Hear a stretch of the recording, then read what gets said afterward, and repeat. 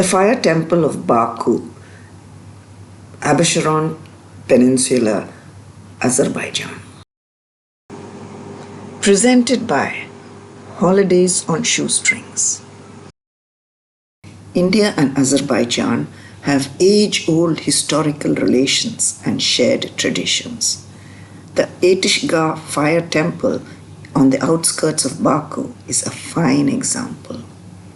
Entering a sweeping piazza, we approach the entrance of the castle-like fire temple on the ABŞERON Peninsula, often referred to as the Fire Temple of Baku, which was constructed between the late 17th and early 18th centuries AD. However, there is evidence that an older temple once stood at the site.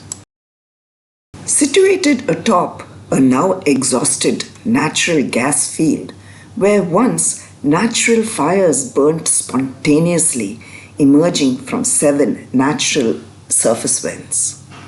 These vents provided fuel for flames that could burn perpetually, thus referred to as the eternal flames. Baku is situated on the once famous Silk Road. In addition to goods, this trade route also allowed news to travel from east to west and vice versa. The merchants who returned to India extolled the sites of the eternal flames of the ABŞERON Peninsula. As a result, pilgrims from India began to travel to Baku to worship these sacred flames. But they brought their own gods to this foreign land and worshipped them alongside these flaming gas vents.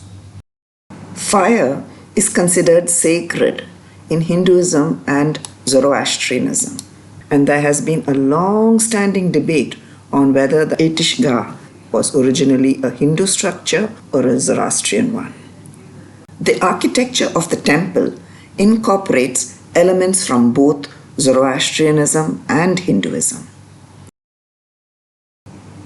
The other sign of the presence of Hindus at the Ateşgah is the inscription dedicated to the Hindu gods Ganesha and Shiva. Apart from these, there are also inscriptions dedicated by Sikh pilgrims and one in Persian indicating that the sacred site was shared by 3 different religions. This pentagonal complex greatly resembles the ancient town caravanserais,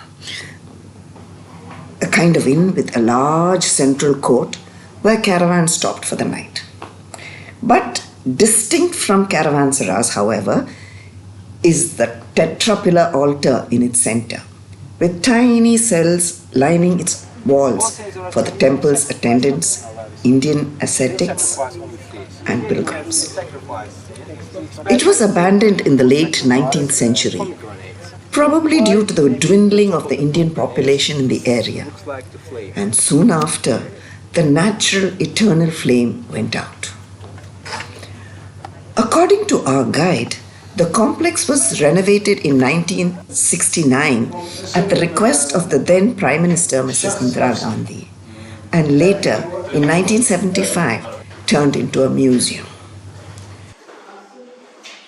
Today, each of the tiny cells that line the perimeter of the compound tells stories of pilgrims and ascetics who lived there, showing them doing tapasa, draping themselves in heavy iron chains, or indulging in extreme acts of self-denial and fasting.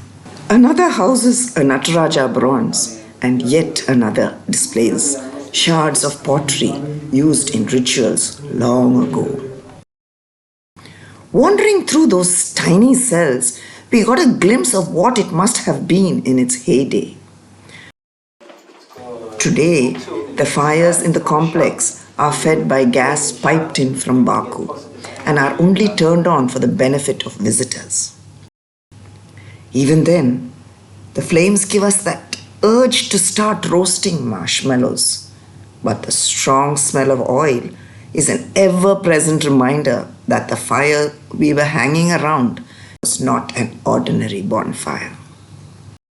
Thank you for watching.